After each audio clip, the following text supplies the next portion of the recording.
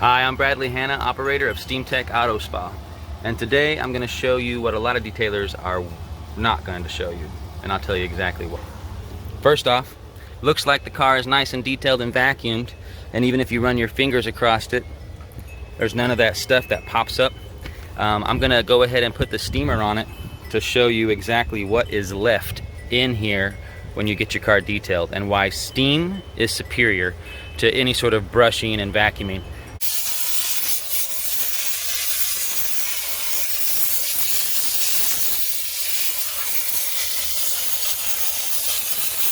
And so after steaming it, you can see all of this stuff that came out of all the little areas that they were buried up underneath.